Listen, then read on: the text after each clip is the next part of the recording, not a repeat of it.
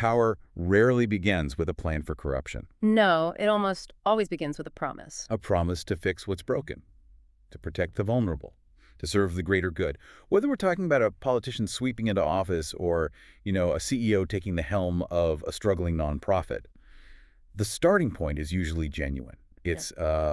It's a belief that they can help. And yet, if you zoom out and look at the timeline of human history, you see this really unsettling pattern repeat itself. And with terrifying regularity, the systems built to save us often end up becoming the systems that harm us. The reformer becomes a tyrant. Exactly. The visionary becomes the isolated autocrat. And for centuries, we've treated this as a moral failing. We look at the leader who fell from grace and we say, well, they were just a bad apple, or they were lying to us the whole time. But the research we have in front of us today suggests something much more frightening. It suggests the problem isn't necessarily that these people had bad intentions. The problem is that power itself acts like a drug, or even a trauma that fundamentally alters the biology of the human brain. That is the central tension we need to explore in this deep dive. Hmm. It is not about who is corrupt, but what power actually does to the person holding it. And we aren't just talking about philosophy here. We have a stack of sources ranging from 19th century letters to cutting-edge neuroscience from McMaster University and UC Berkeley. And the consensus from all of it is stark. Power is not just a social status, it is a physiological state. Right. So the mission for today's deep dive is to figure out if we're just doomed by our own biology, or if there is a way to stop the drift.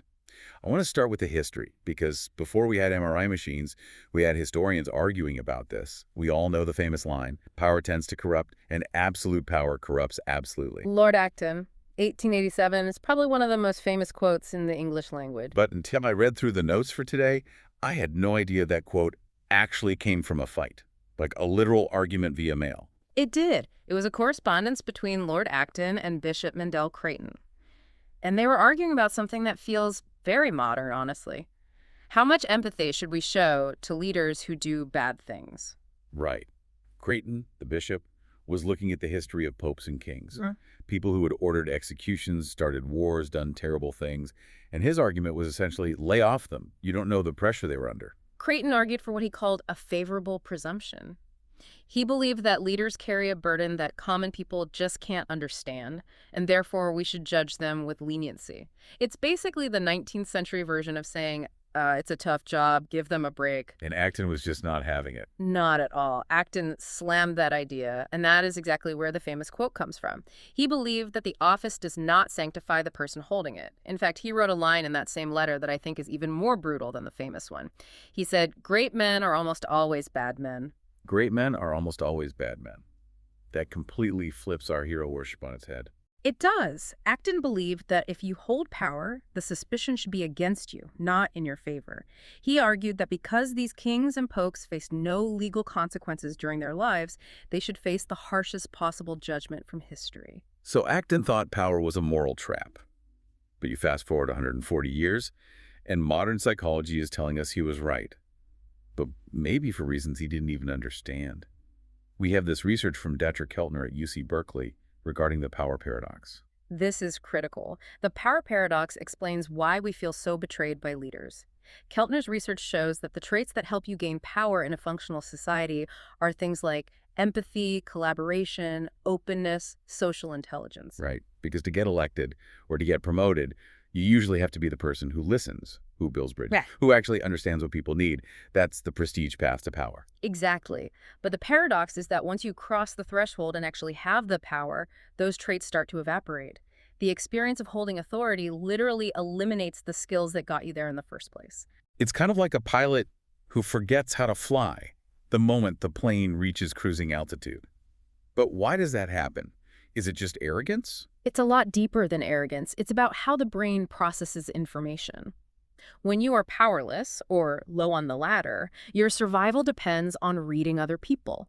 You need to know if the boss is angry, if your ally is happy, if the group is with you. You're constantly scanning for social data. You're hyper-aware, like, am I taking up too much space? Did I say the wrong thing? Precisely. But once you have power, you control the resources. You don't need the social beta to survive anymore.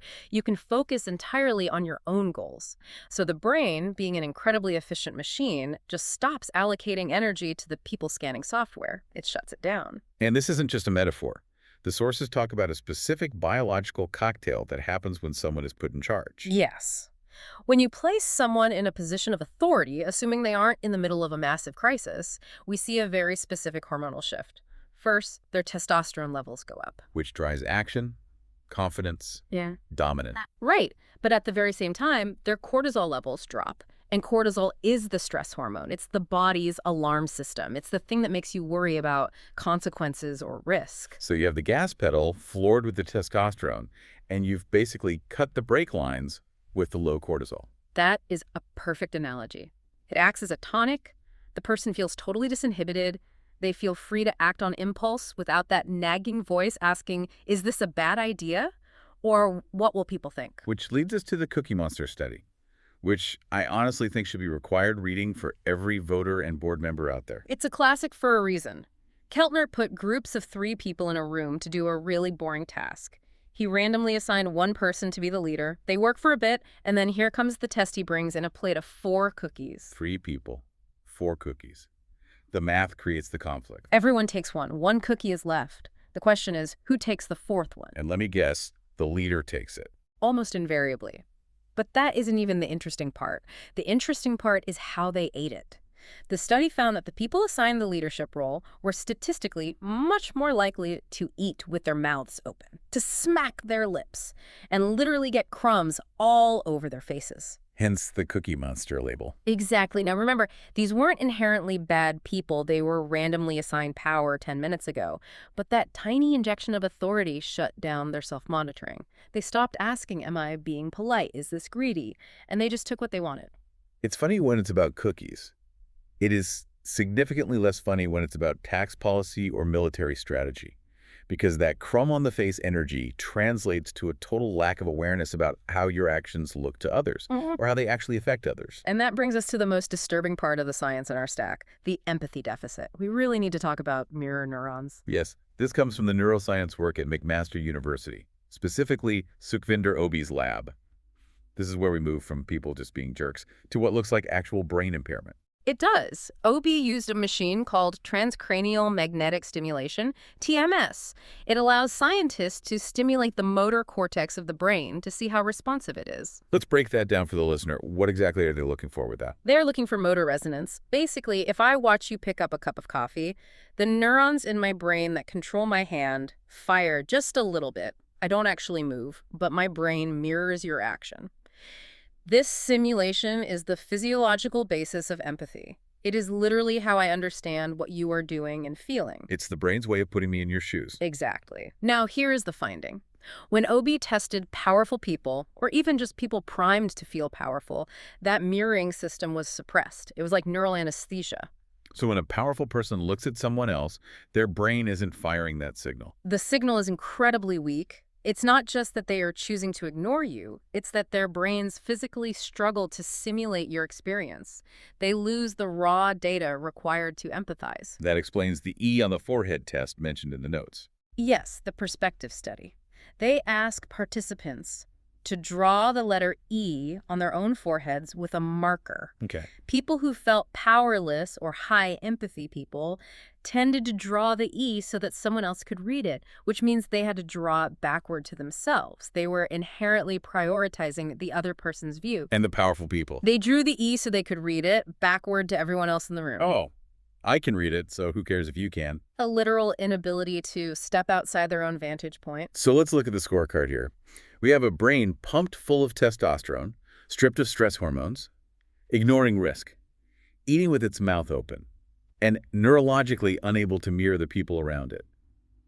That doesn't sound like leadership. That sounds like a medical condition. Well, some experts argue it should be treated as one. Lord David Owen, who is a fascinating figure because he was both a neurologist and the British Foreign Secretary, he coined the term hubris syndrome.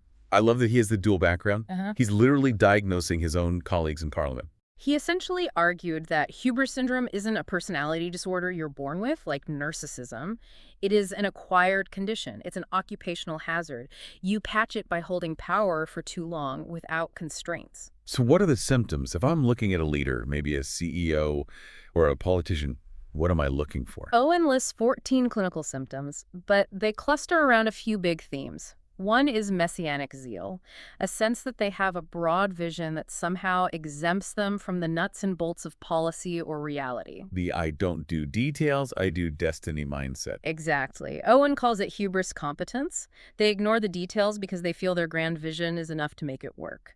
But the most dangerous symptom is the fusion of the self and the state. The I am the nation problem. Or I am the company. Once a leader fuses their identity with the institution, everything changes. Because now, if you criticize me, you aren't just disagreeing with a strategy, you are attacking the country. You are attacking the mission itself. And that leads directly to the bunker mentality. Yes. Because they view criticism as heresy or disloyalty, they isolate themselves. They fire the truth tellers. They surround themselves with sycophants who just tell them they are geniuses. So think about this. Their internal risk assessment machinery is broken by the cortisol drop. And now they've removed the external risk assessment machinery by firing all their critics. They're flying entirely blind, but they feel like they can see further than anyone else. And the result is systemic trust erosion. When the public sees a leader acting this way, unaccountable, isolated, messianic, they don't just lose faith in the person, they lose faith in the system. They think if the government produces that, then government is broken. It creates a massive governance gap. I want to pause here and push back on one thing, though. We've been talking as if power corrupts good people. As if you take a saint, give them the ring of power, and they become a monster. But isn't there another factor? Don't certain types of people who want to dominate seek power more than others? The self-selection hypothesis, yes. The sources address this, and it is the other half of the pincer movement. We have to talk about dominance versus prestige again. Right. We established earlier that prestige is influence gained through competence and respect. But dominance is influence gained through aggression, fear, and manipulation. The research shows that people with high trait dominance are much more likely to use moral disengagement. Moral disengagement is basically a fancy term for rationalizing bad behavior. Right. It is the ability to convince yourself that the rules don't apply to you, or that the ends justify the means. The data suggests that people with these Machiavellian traits are much more likely to aggressively seek power positions. So on one side, you have the dominance types clawing their way to the top. And on the other side, you have the prestige types, the good ones who get there and then have their empathy physically stripped away by the biology of the position. It feels like a trap. And I think the ultimate historical example of this trap where good intentions meet absolute power is Robespierre during the French Revolution. Oh, absolutely. Robespierre is the perfect case study because we think of him as a monster now, the guy who chopped off heads. But he didn't start that way at all. No, he started as the Incorruptible. That was his actual nickname. He was a small-town lawyer who fought for the poor. He was against the death penalty. He wanted universal suffrage. He was the ultimate idealist. And yet a few years later, he is the architect of the terror. He's sending thousands to the guillotine. How does a man who fundamentally opposes the death penalty become the man who runs the execution machine? He fell into the sanctification trap. He believed that the will of the people was pure justice. And because he had identified himself completely with the people, he believed his will was pure justice. So if you disagreed with Robespierre, you weren't just a political opponent. You were an enemy of the people. You were an obstacle to utopia. And if you were an obstacle to utopia, then removing you isn't murder, it's justice. terror is nothing other than justice, prompt, severe, inflexible. That was his quote. It illustrates that the road to corruption isn't always paved with greed. It is often paved with self-righteous certainty. It's the belief that because your intentions are pure, your methods simply don't matter. That is the exact moment the empathy center shuts off completely. This is really heavy. We are fighting biology, we are fighting psychology, and we are fighting history.